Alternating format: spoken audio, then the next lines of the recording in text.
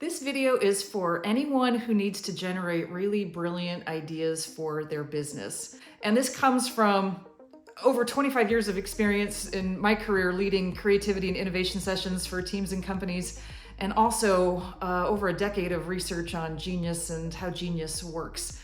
So what most people don't realize about leading creativity sessions or brainstorming sessions to come up with good ideas is that 90% of the work is done before or at the very beginning of the brainstorming session. And the reason for this is the following, is that it takes the mind a while to warm up to generating ideas. It also takes the mind a while to warm up to receiving ideas.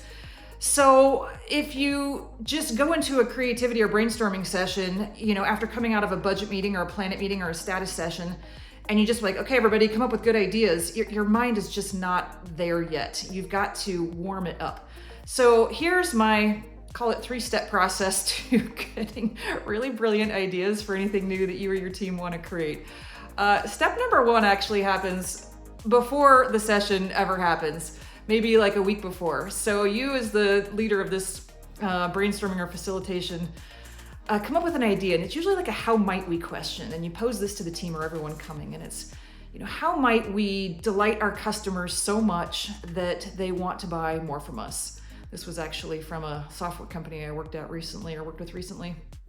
They wanted people to buy other stuff that they were offering, but how do you delight them so much that they want to buy other things? Or if you want to simplify a process or make things easier for your customers, how might we design this so simply that any 6-year-old could do it?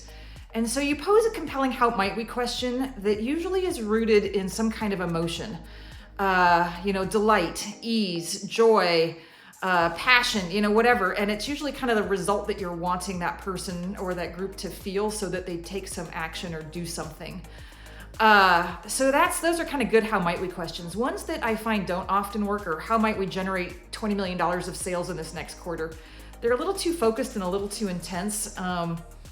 And the results often don't bring the kind of genius that a more open-ended how might we question might. If you need 20 million in sales next quarter, how might we create so much excitement in the marketplace that we easily generate 20 million or more of sales, right? There's kind of that excitement that's what does it. So before the meeting, a week before, you ask the team to think about a how might we question, and you can even have people send, a 1-slide presentation on, what would you do? How would you do it? Again, you don't care about the result, you care about opening the aperture and opening the mind to the idea and letting it kind of work. So that's before the meeting. Then step 2, you get everybody in the room, and I like to take all technology off the table or away from where anyone's working. And first thing to do is to warm up the mind. You got to warm up the mind to thinking in a more creative way. And one of my go-to strategies is actually really simple. It just involves colored pencils and a piece of paper. And I get everybody drawing a feeling. Usually it's like, how would you feel after you achieve this success? Or how would a 6-year-old feel if they went through this process, they're able to go through this process? Or how would your customer feel if they were so delighted that they wanted to buy other things? You just draw a picture, and you get people using different colors and drawing and symbols, and it doesn't matter what they draw. It's just kind of you're warming up to getting a good idea. That's step 2. And that maybe goes for, 10 or 15 minutes. Step number 3 is where I find a lot of really good thinking comes. And in my work with genius, what I've come to realize is that genius ideas often come from combining 2 things that don't seem to go together. Or 2 things from unrelated industries coming together. And so there's a lot of different tools and ways you can go about helping people create those kind of connections. For a project I did for a client one time, I actually created my own card deck. And I love card decks for creativity exercises because they're portable and they're such great tools to get people thinking, and they're easy to pass around on a table or in a room. But I created this card deck. It's called Breakthrough in a Box. But what it is you can think of an idea, like take your how might we question. How might we delight customers so much that they want to buy other products in our portfolio or our lineup? And then you pick a card, and these cards all have images on there. And you get people asking the question and then using the card as an inspiration to come up with an answer or create an association or create an idea. And again, it's not so much the idea that comes out of it, it's the opening of the mind and thinking about things in a way that you maybe wouldn't have thought about it. Like, How might we delight customers so much they buy their stuff in our portfolio? How could a spider in a spider web or anything in this image, help come up with a creative idea? And you can pass these around and have people come up with, 5 or 10 or 15 ideas. Again, we're just opening up the mind. And if you don't have this card deck, there's so many other great ones out there. I love IDEO, the design and creativity company. They've got a really great card deck. This Think Pack is a good card deck.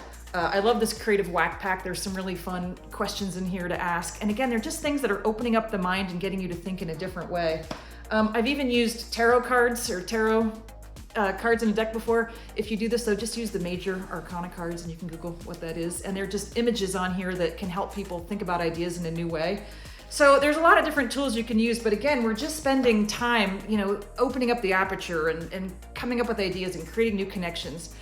And only then, after all those things are done, only then do you then actually run the brainstorming exercise, and you can use things like sticky notes and whiteboards, and there's a million different exercises, and I may post another video about that. But again, it's the 90% of the lead up to get the mind thinking, the mind open, the mind creative, and the person leading the session also needs to be in that creative, receptive, juicy mode.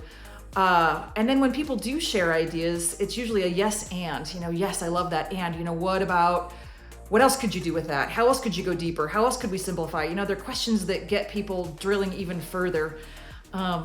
So the other last point on this is, after a brainstorming session is done, I always like to leave a way for people to submit ideas that they come up with driving or in the shower or doing something that's, the laundry unrelated, because usually our best ideas come when we're relaxed and we're not really thinking about it. And so whether it's a Slack channel or an email chain or some other way, there's always got to be a way to let people after the session submit additional ideas or additional thoughts, because sometimes that's where the really juicy ideas are. I hope that helps. I'll post this in the comments, some of the decks I use, and you can use them. And if you've got ideas, I'd love to hear them too.